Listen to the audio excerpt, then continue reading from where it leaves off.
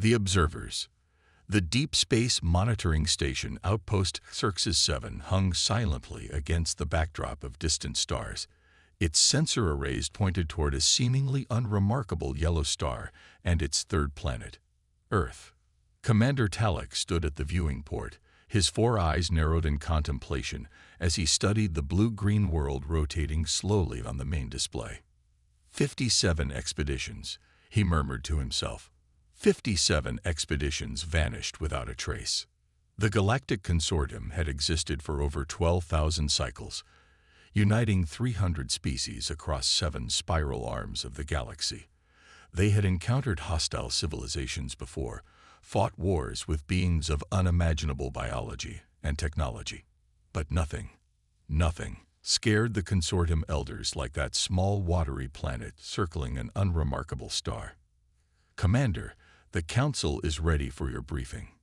Talek turned to his second-in-command, Nexara, whose crystalline exoskeleton caught the light of the station's bioluminescent panels. Thank you. Have the historical archives ready. They won't like what I'm about to propose. The council chamber was a holographic projection, allowing representatives from across the galaxy to attend without leaving their home systems. 21 figures of various biological configurations surrounded Talek in a semicircle, their expressions ranging from curiosity to outright hostility. Commander Talek, began Elder Zora, her gaseous form swirling with agitation. Your request to form a new Earth observation team is troubling. Have we not lost enough lives to this world? Talek activated the historical display. With respect, Elder, that is precisely why we must try again. Look at the pattern. The display showed a timeline of expeditions dating back 2,000 years. The first 30 expeditions were obvious, military forces seeking conquest. They disappeared. The next 20 were scientific missions trying to understand what happened to the others. They vanished too. The final 7 were simply automated probes designed to observe from a distance. He paused. They stopped transmitting the moment they entered the system. Elder Crixus, a silicon-based entity, hissed with irritation. We know this history, Commander. What is your point? My point is that we've been approaching this wrong. Every mission has been detected. Every probe discovered. Talek moved his hand through the display, zooming in on Earth. This is not a primitive world, despite appearances. The humans pretend to be alone in the universe, maintaining a facade of technological simplicity, while something on that planet hunts anything that comes close. And you propose what? Zor asked. Another suicide mission. No, I propose true observation. No ships, no probes, nothing that could be detected. Talek brought up schematics of what looked like spores. These are quantum entanglement particles. They exist simultaneously in 2 places. We can scatter millions around the outer edge of their solar system, far enough to avoid detection, but still maintain observation. The council murmured in discussion. Finally, Elder Crixus spoke. And if these particles are detected, what then, Commander? Talek's 4 arms crossed in determination. Then we will have confirmation of what many have suspected. Earth is not what it appears to be. 3 cycles later, Talek's small team had established the quantum particle network around Earth's solar system. Their vessel, the Whispered Shadow, hung in the darkness between stars, invisible to conventional detection methods. It was the smallest team ever dispatched. Talek, Nexara, and 5 specialists chosen for their expertise in xenobiology, linguistics, quantum physics, weapons analysis, and historical archaeology. Vorin, the historical archaeologist, had spent the last cycle collecting evidence from ruins across the galaxy. Commander, I found something disturbing, he reported, joining Talek on the observation deck. Every fallen civilization we've encountered, all 17 of them, left warnings about Earth. Talek turned his attention from the observation screens. Warnings. Yes, different languages, different eras, but same message. Vorin brought up holographic images of ancient texts. This one, from the Centauri ruins. Do not awaken the guardians of the blue world. And this from the Prothean tablets. The third stone harbors the Watchers. There are 15 more variations. Guardians, Watchers. Nexera had joined them silently. That doesn't align with our observations. Humans appear to be the only sentient species on Earth. Voron's tendrils rippled with unease. That's the most disturbing part. The warnings aren't about humans. They're about something else. Something that was there before humans evolved. Something that remains hidden. The quantum network began transmitting data, building a comprehensive picture of Earth. Unlike previous missions, they could observe without being observed. They watched human cities, studied their primitive technologies, monitored their communications. Everything indicated a species just beginning to reach for the stars, oblivious to the greater galaxy around them. But inconsistencies began to emerge. Commander, called Tekrin, the weapons analyst, I'm detecting anomalies in Earth's oceans. The team gathered around his display, showing thermal readings of Earth's vast oceans. Deep beneath the surface, in the darkest trenches, something was generating heat in perfectly symmetrical patterns. Natural formations. Talik asked.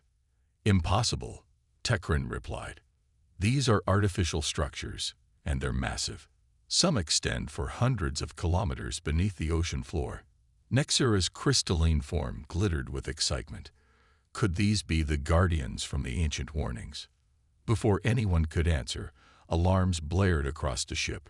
Rixala, the quantum physicist, frantically worked at her console. Impossible. Our particles. They're being detected. How? Talik demanded. They exist partially out of phase with normal spacetime. I don't know, but something is tracing them back to their quantum pairs. Rixala's voice trembled. Something is following them back to us. Talik made an instant decision. Shut down the network. Prepare for emergency translation. But it was too late.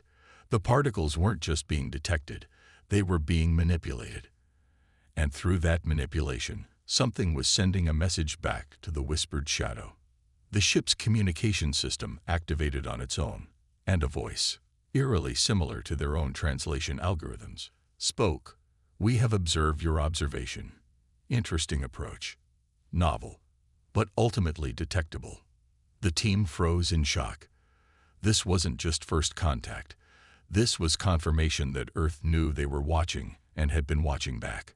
Identify yourself, Talik commanded, maintaining his composure despite his mounting fear. A representative of Earth. The voice was calm, almost conversational. You are the 58th expedition to study our world. The first to do so with quantum entanglement. Clever. We appreciate innovation. Nexera stepped forward. The others, the 57 expeditions, what happened to them? They were less subtle, more threatening. The voice remained steady. Some came to conquer, others to study, but all represented potential threats. And us? Talik asked. That remains to be determined. There was a pause. Your quantum network has been repurposed. We would like to show you something. The ship's displays activated simultaneously, showing images that couldn't possibly be coming from their disabled particle network. They saw inside Earth's oceans, beneath its crust, images no external observation could have captured. And they saw them. Not humans, but something else. Ancient structures, vast and incomprehensible, that seemed to phase between states of matter. And entities, if they could be called that, moving through these structures, their forms constantly shifting like liquid mathematics. What are we seeing? Voron whispered, his tendrils retracting in primal fear. Earth's primary residence, the voice answered. Humans are relatively new. We are not. We evolved here, in Earth's oceans, 3 billion years ago, before multicellular life existed on land, before oxygen was abundant in the atmosphere. The implications were staggering. No known species had evolved sentience so early in a planet's development. The humans, Talik managed to ask, do they know about you? Some suspect. Most do not. We prefer it this way. They develop differently, thinking themselves alone. It makes them interesting, unpredictable. Nexera's scientific curiosity overcame her fear. Why reveal yourselves to us and not to previous expeditions? The answer came after a pause that felt eternal. Because you watched differently. And because it's time. Humans are advancing.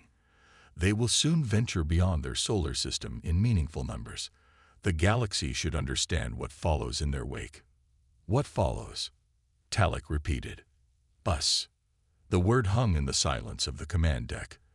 The displays showed more images, the entities intertwined with human technology, hidden in their communications networks, embedded in their simplest machines. We are Earth's immune system, the voice continued. Humans are permitted to exist because they amuse us. They imagine themselves apex predators, lone sentients on their world. This illusion has shaped them into something unique. But wherever they go, we follow. We protect. We watch. The warnings, Vorin said suddenly. The ancient civilizations that warned about Earth. They encountered you, not humans. Correct. Some species discovered Earth before humans existed. Others came after.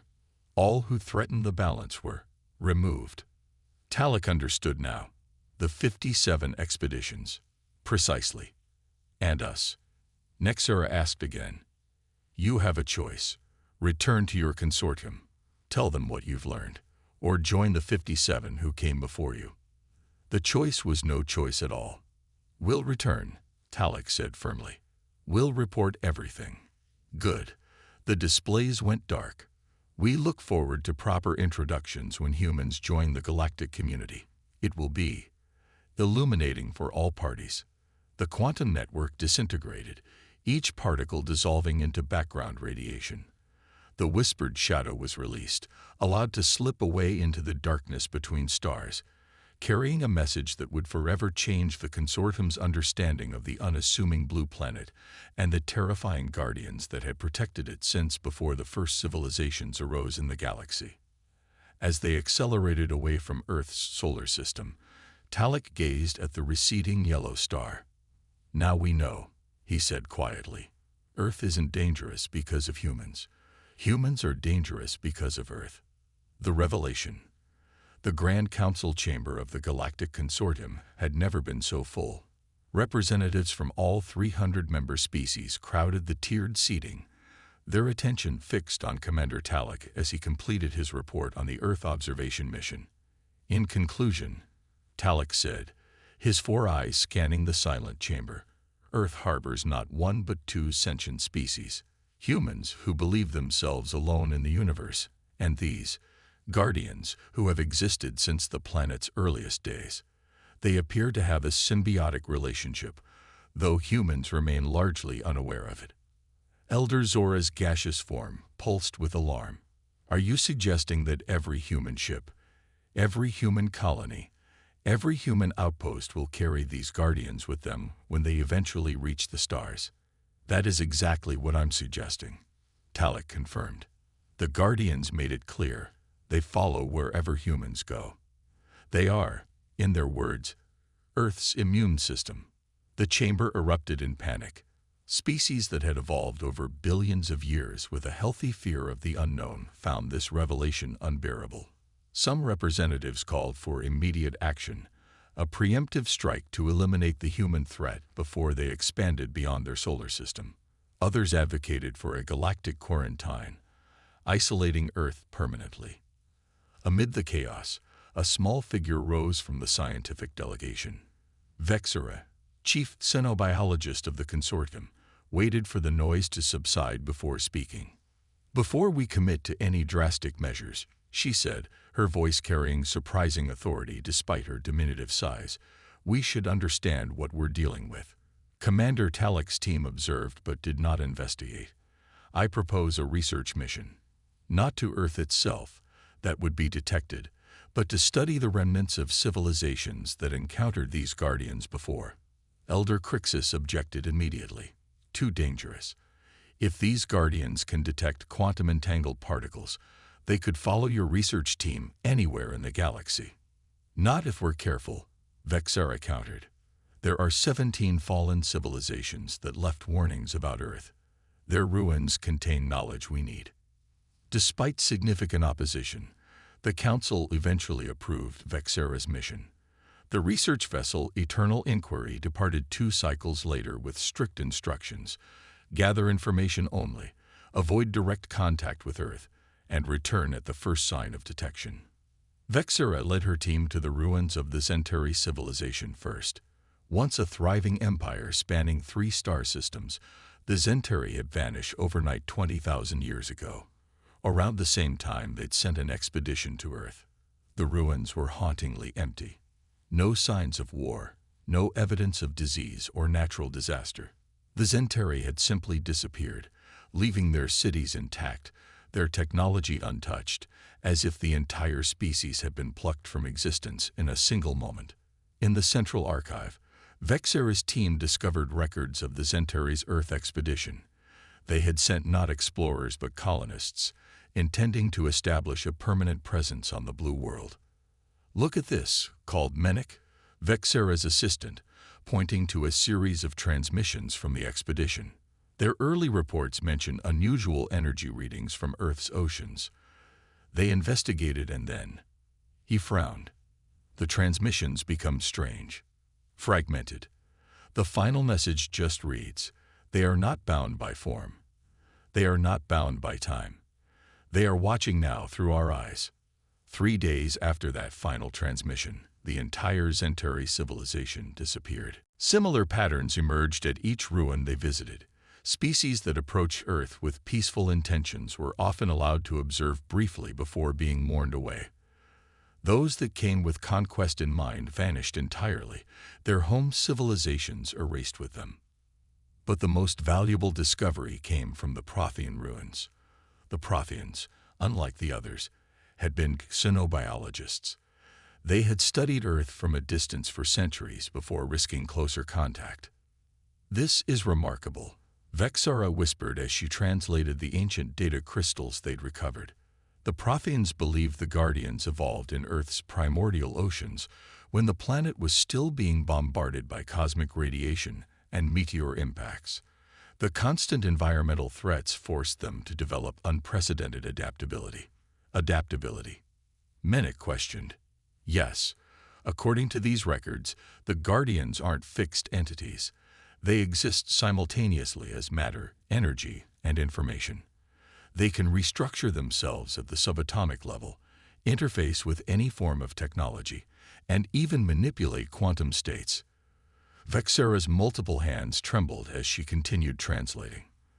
The Protheans theorize that the Guardian's consciousness exists partially outside normal spacetime. They perceive past, present, and future as malleable. The implications were staggering. Such beings would view other life forms as we might view single-celled organisms, simple, limited, fixed in one moment of time. But what about the humans? Menik asked. Why would such entities allow humans to evolve alongside them? The answer came from the final Prothean record, dated just before their civilization's disappearance. "We have observed a peculiar relationship between the Guardians and the emerging primate species on Earth. The Guardians appear to be guiding their evolution, subtly pushing these creatures toward heightened intelligence, technological development, and space exploration. We believe the Guardians are using humans as vessels, biological extensions to carry them beyond their homeworld." As their research mission continued, alarming news arrived from consortium outposts. Humans had launched their first interstellar colony ships. Slow by consortium standards, these massive vessels carried thousands of humans toward nearby star systems. The Great Expansion had begun. The Council recalled Vexera's team immediately, demanding answers before humans established themselves among the stars. Based on our research, Vexera reported to the reconvened Council, the threat is both worse and different than we imagined. The Guardians aren't simply following humans, they're guiding them. Humans are their creation, their instruments. For what purpose? Elder Zora demanded. Expansion, Vexera replied simply. The Guardians evolved on Earth, but became trapped there. Their consciousness may transcend space-time, but their physical forms remained bound to their ocean home. They engineered humans to create technology, ships, communication systems, digital networks that could carry fragments of guardian consciousness beyond Earth. The Council debated for days, unable to reach consensus on how to address this threat. In the midst of these deliberations, long-range sensors detected something approaching Consortium space, a human colony ship, decades ahead of projected timelines. Despite warnings from Talek and Vexara, the Council authorized a defensive fleet to intercept the human vessel before it could reach habitable systems. 70 warships surrounded the comparatively primitive Earth ship, weapons ready. "Attention Earth vessel," the fleet commander transmitted. "You have entered restricted space. By authority of the Galactic Consortium, you will power down and prepare for boarding." The response was not what anyone expected. The human ship didn't flee or fight. Instead, it transmitted a simple message. "We've been expecting you. They told us you would be here." Before the fleet commander could respond, sensors detected unusual energy patterns emanating from the human ship. Not weapons, something else entirely. Something that spread through space like ripples in water, touching each Consortium vessel in sequence. And then the human spoke again. But the voice was different, deeper, ancient, with harmonics that shouldn't have been possible through standard communication channels. "You have studied us through the failures of others," the voice said. "You have learned much, but not enough. We allowed your observers to return as messengers. We permitted your researchers to uncover our past interactions, all to prepare you for this moment."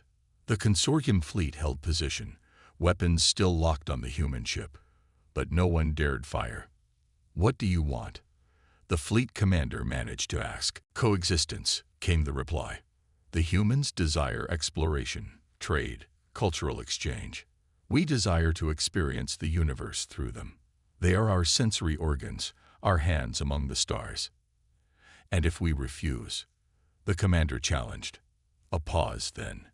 "Ask the 17 civilizations who chose that path." The implications hung in the silence of space. The Consortium fleet commander made the only possible choice. Stand down. The human ship was allowed to continue its journey, eventually establishing the first Earth colony in Consortium space. Others followed. One cycle later, the Consortium's leading scientists, diplomats, and military leaders gathered on a neutral space station for the first official meeting with human representatives. Talek and Vexara were present, watching as 3 ordinary-looking humans entered the conference room. "Welcome," began Elder Zora, her gaseous form carefully contained to avoid alarming the humans.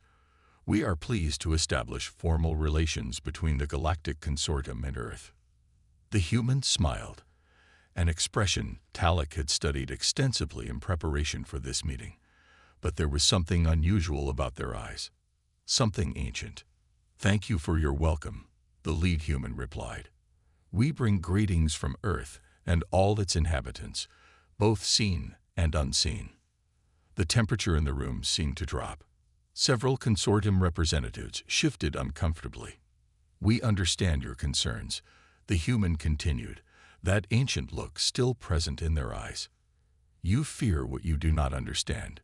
You worry that we, the Guardians, will do to you what we did to those who threatened us before." So they were speaking directly with the Guardians now, using humans as their mouthpieces. Vexara stepped forward. "Will you?" The human's expression softened. "No, those civilizations sought to conquer or destroy. You seek understanding. That makes all the difference. What are humans to you?" Talek asked the question that had haunted him since his mission. "Tools, vessels, creations." All 3 humans laughed simultaneously, a synchronized sound that made several representatives back away in alarm. "Humans are our children," one answered. "We guided their evolution, yes. We protected them while they developed. But they have grown into something we could not have predicted, something unique in this galaxy." "What makes them unique?" Vexara asked. "They dream," another human replied. "Despite knowing so little of the universe, they imagine what might be. They create stories, art, music, concepts we never developed in our billions of years of existence. Through them, we have learned to experience reality differently. The third human spoke next. We exist partially outside time. We see probability, causality, consequence, but humans live fully in the moment. They hope despite knowing death awaits them. They love despite knowing loss is inevitable. This perspective is precious to us. Slowly, Talek began to understand. The Guardians hadn't created humans as tools, but as partners, different in every way from themselves. Where the Guardians were eternal, humans were ephemeral. Where Guardians perceived multiple timelines simultaneously, humans focused on a single moment. Together, they formed something greater than either could be alone. And now, Elder Crixus asked warily, "What do you seek from the consortium?" All three humans spoke in perfect unison. A place in the galaxy. For them. For us. For what we are becoming together. The conference continued for days, establishing the framework for Earth's integration into the wider galactic community.